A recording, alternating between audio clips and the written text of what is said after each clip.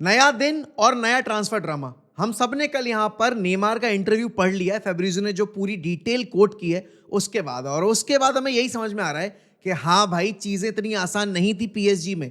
वो जो हम सबको बाहर से दिखाई दे रहा था वो एक्चुअल रियलिटी थी। Mbappe was a bit jealous of Messi, क्योंकि भाई ऑब्वियस सी बात है, मेसी जब आया, मेसी अपने साथ वो चार्म लेकर आया एंड मेसी का फैन बेस साथ आया पीएसजी में, और फिर एक्सपेक्टेशंस बढ़ गई थी। एंड नेमार और मेसी पहले से बहुत अच्छे दोस्त थे, तो एम्बापे और नेमार जो बॉन्ड शेयर करते थे वो सेम बॉन्ड फिर बाद में उनके बीच नहीं रहा, और इस वजह से बहुत ज़्यादा डिफरेंसेस भी आए।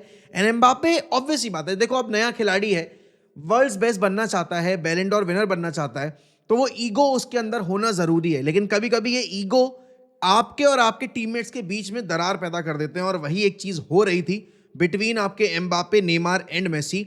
और इसी वजह से आपके जो पीएसजी अल्ट्रास थे वो लगातार नेमार और मेसी के अगेंस्ट चैंट्स करते रहते थे। अच्छी बात यह थी कि यहाँ पर मेसी को पीएसजी के उस टाइम की वजह से इंटरनेशनल करियर में कोई यहाँ पर डिफिकल्टी फेस नहीं करनी पड़ी। He ended up winning the world cup, and PSG का वो बर्ताव टुवर्ड्स मेसी वो अच्छा नहीं था, जब यहाँ पर पीएसजी ने साफ मना कर दिया था to showcase his world cup winning medal in front of that PSG crowd. और ऑब्वियस सी बात है, फ्रांस को आपने फाइनल में हराया था, लेकिन भाई वो आपके क्लब का प्लेयर है। और दूसरी चीज यहाँ पर, वो वर्ल्ड्स बेस्ट था, वो वर्ल्ड्स बेस्ट है, और आपने उसको मना कर दिया था जस्ट बिकॉज आप एम्बापे के सेंटिमेंट्स और ऑब्वियस सी बात है अपने फैंस को हर्ट नहीं करना चाहते थे।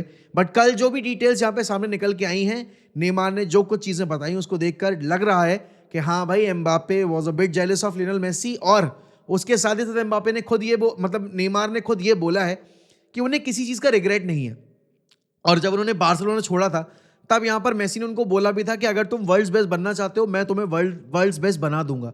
अब ऐसा कॉन्फिडेंस चाहिए भाई कि मैं कोई चीज़ करने जा रहा हूँ और मुझे बस इतना सपोर्ट देने वाला बंदा मिल जाए जो मुझे बोल दे कि तुम ये करने जा रहे हो, मैं तुम्हारा साथ दूंगा। भाई मेसी ने लिटरली चीज़ें आसान की हैं प्लेयर्स के लिए, और नेमार के लिए तो खासकर की हैं।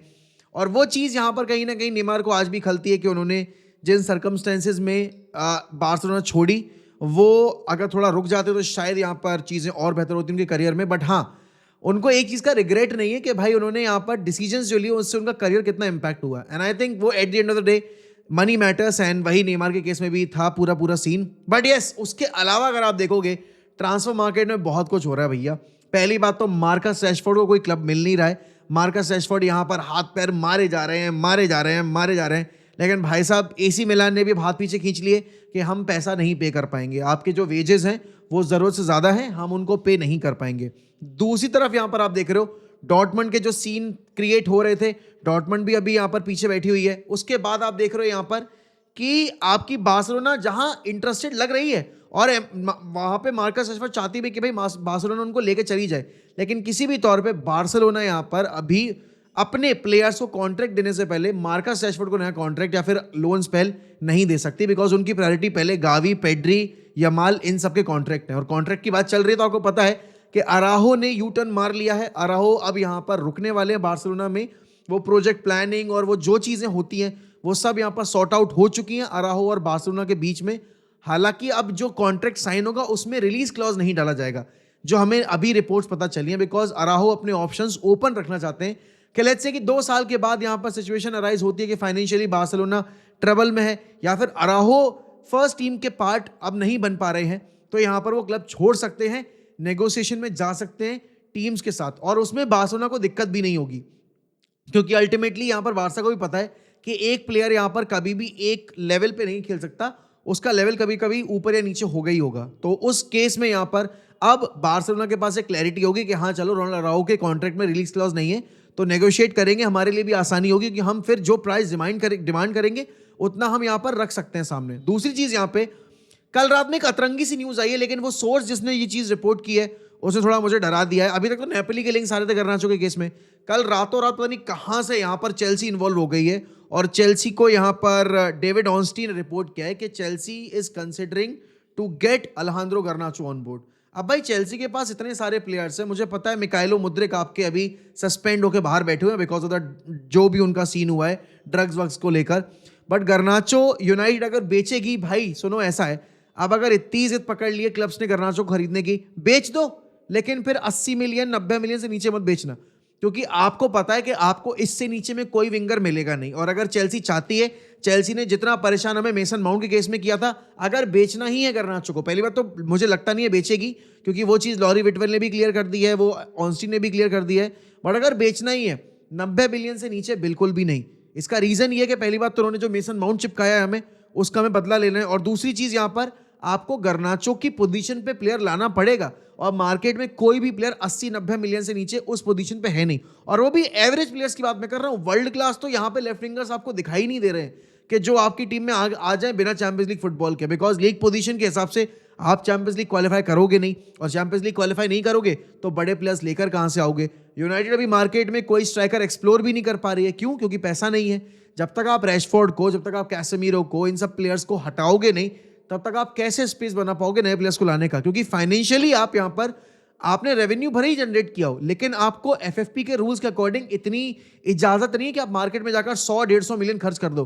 वो हो ही नहीं सकता। और विंटर मार्केट में ऐसे प्लेयर्स मिलते भी नहीं है, except for the number 9 position, जहां पर आपको ओसिमन मिल सकता है, कोलू मुआनी मिल सकता था, उसके अलावा ज्यादा ऑप्शंस है नहीं। लेकिन एक क्लब है जो कि सीजन में स्ट्रगल कर रहा था ऑन द पिच, और उनके मैनेजर ने ये चीज बहुत क्लियरली बोल दी थी कि हाँ, हम मार्केट में जाके इन्वेस्ट करेंगे, and that club was man city. Pep Guardiola की मैन सिटी, यहां पर आप देख रहे हो, मरमूश को साइन कर चुकी है। उसका प्रोनाउंसिएशन मुझे नहीं पता, प्लीज मुझे जज मत करना, मैं कोई बहुत बड़ा वो नहीं हूं इंग्लिश का चौधा। But yes, he has been signed, and कल फ्रैंकफर्ट को उन्होंने अपना फाइनल गुड बाय बोला है। आपने देखा है कि उज्बेकिस्तान के यहाँ पर प्लेयर्स को साइन कर लिया, ब्राजील से वो सेंटर बैक लेकर आ रहे हैं, लगातार आप देख रहे हो कि वो प्लेयर से लिंक हुए जा रहे हैं, वो यहाँ रुक नहीं रहे हैं, वो अभी भी आप देखो कि कैम्बियासो वगैरह से लिंक हो रहे हैं। तो मैन सिटी यहाँ पर अपना जो काम वो समर में नहीं कर पाए थे, वो विंटर में करने की पूरी कोशिश कर रही है। बट यस, यहाँ पर देखो सारी चीज़ें जो हो रही है मैन सिटी में, इसके बावजूद उनके लिए प्रीमियर लीग टाइटल रेस में आ पाना वापस मेरे हिसाब से पॉसिबल नहीं है, बिकॉज बाकी टीमें बहुत आगे निकल गई हैं। और पिछला ब्रेंटफोर्ड का रिजल्ट अगर वो निकाल लेते तो शायद फिर भी पॉसिबिलिटी थी। लेकिन हाँ, अभी भी ऐसा नहीं है कि वो बिल्कुल पूरी तरीके से बाहर हो चुके हैं, बट वो एक आउटसाइड चांस वाली बात बची है। अब अभी वो आप ये नहीं कह सकते कि अगले 4 गेम अगर जीत जाएंगे तो वो टाइटल रेस में आ जाएंगे, बिकॉज मैन सिटी के कंपटीशन में जो टीम है वो उनसे बेटर कर रही है। जैसे कि अगर आप देखोगे तो न्यू कासल हो गई, आर्सेनल हो गई, एंड मोस्ट इंपॉर्टेंटली लिवरपूल हो गई, Nottingham forest for that matter, भाई उनको मैं कैसे भूल सकता हूं। लेकिन इसके बीच में यहां पर लिवरपूल जो कि टाइटल चेस कर रही है, 1 नहीं 2 नहीं 4, उनके जो प्लेयर्स हैं भाई, वहां पर उनके contracts up in the air हैं। और रियल मैड्रिड का लिंक आ गया कल वापस से, फेब्रिज़ो ने वापस रिपोर्ट कर दिया कि रियल मैड्रिड ट्रेंट को टॉप मोस्ट प्रायोरिटी पर रखे हुए है। वो ट्रेंट को वापस से अभी आके समर मार्केट में एक्सप्लोर करना चाहेंगे, और अगर ट्रेंट नेगोशिएट नहीं कर रहे अभी लिवरपूल से, तो उनका फ्री एजेंट के तौर पे अब कॉन्ट्रैक्ट अप हो जाएगा। It will be very easy for Real Madrid to get their hands on Trent Arnold. और अल्फोंसो डेविस ने कॉन्ट्रैक्ट ऑलमोस्ट साइन कर लिया है बायर्न के साथ। फेब्रिज़ो ने ये चीज़ तो क्लियर कर दी कि आपके अल्फोंसो डेविस ट्रेंट की पोजीशन पर कभी नहीं थे, मतलब प्रायोरिटी लिस्ट में कभी वो उतने ऊपर नहीं गए। लेकिन हाँ, ये ज़रूर है कि वो दोनों प्लेयर्स को लेकर आना चाहते थे। बट अब मेरे हिसाब से यहाँ पर रियल मैड्रिड को सेंटर बैक का एरिया भी बेटर करना पड़ेगा, बिकॉज उनके सेंटर बैक्स को जितनी इंजरी होती है, आई डोंट थिंक यहाँ पर हम मैड्रिड को करते देख पाएंगे कंपीट हर कंपटीशन में, अगर उन्होंने अपने डिफेंसिव जो वल्नरेबिलिटीज हैं, जो लूप होल्स हैं, वो कवर अप नहीं किए तो। और पता है इस सब में पिस्ता कौन है? इस सब में पिस्ता यहाँ पर मैनेजर, बिकॉज मैनेजमेंट अगर बैक नहीं भी करे तो मैनेजमेंट के ऊपर कोई सवाल खड़े नहीं करता। बात आती है मैनेजर ने क्या किया, कैसे टीम तैयार की। अब बेचारा चूआमेनी को खिला रहा है सेंटर बैक, कहां से निकाल लेगा रिजल्ट यार? और सोचो यही तरीके से खेलते खेलते उसने 2 चैंपियंस लीग डिलीवर भी कर दी, बट फैन बेस फिर भी नहीं समझ रहा है कि एंचेलोटी एक लिमिटेड टाइम तक ही यहाँ पर चीजें सुधार सकता है या फिर कंट्रोल कर सकता है, बाद में उसको भी यहाँ पर प्लेयर्स की जरूरत होगी। बट पता नहीं भाई कौन सा प्लेयर आएगा, कौन सा प्लेयर जाएगा। चीजें बहुत रैपिडली हो रही हैं, अभी 12 दिन का और ट्रांसफर विंडो बाकी है। इस बीच में यूनाइटेड अपने हाथ पैर मारने की कोशिश कर रही है। रैशफोर्ड को मिल नहीं रहा है कोई नया क्लब, मतलब क्लब्स बहुत सारे इंटरेस्टेड हैं, बट पैसा देने को कोई तैयार नहीं है। बट इस पॉइंट ऑफ टाइम पे ये बहुत जरूरी है कि यूनाइटेड अपनी प्रायोरिटी सेट करे। यहां पर सबको पता है कि एंटनी अगर अगले साल में नहीं जाते में आपके प्लान्स में, आप उनको ऑफलोड कर दो, क्योंकि यहां पर आपको पता है इतना पैसा आपको मिलेगा नहीं। लिंडलॉफ आपके फ्री एजेंट हो जाएंगे, वो जाएंगे क्लब से, एरिक्सन भी जाएंगे क्लब से। लेट्स सी कितने प्लेयर्स जाने वाले हैं। अभी विंटर विंडो में हमने कोई हरकत नहीं की, ना प्लेयर बेचा है ना प्लेयर हम लेकर आए हैं, तो will have to wait and see. बाकी जाने से पहले भाई, last night we lost Denis Law. जिनको नहीं पता है डेनिस लॉ कौन है, he was part of that holy trinity. वो होली ट्रिनिटी जिसमें तीनों बंदों ने, हमारे डेनिस लॉ, जॉर्ज बेस्ट और बॉबी चार्ल्टन, यहाँ पर तीनों ने बैलन डोर जीता था, but Denis Law was the first person to win the Ballon d'Or उस पूरी हमारी हिस्ट्री में। तो this is a huge loss, और लाइफ का यही है सीन भाई, एक दिन आपके साथ है वो आदमी और अगले दिन नहीं है।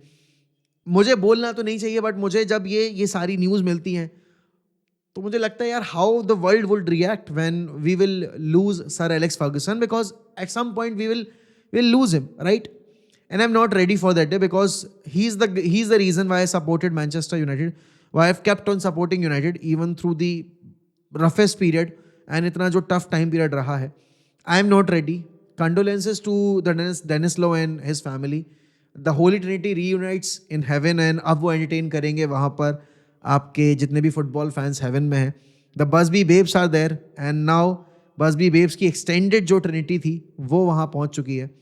तो the heaven will be entertain, because Pele, Maradona, जितने भी ग्रेट्स हैं सारे वहीं पे हैं. But it's a sad day for football, specially for all United fans, and for specially for all the Mancunians. बाकी मैं मिलता हूँ आपसे रात में लाइव स्ट्रीम के ऊपर. ध्यान रखिए अपना. Bye bye, take care.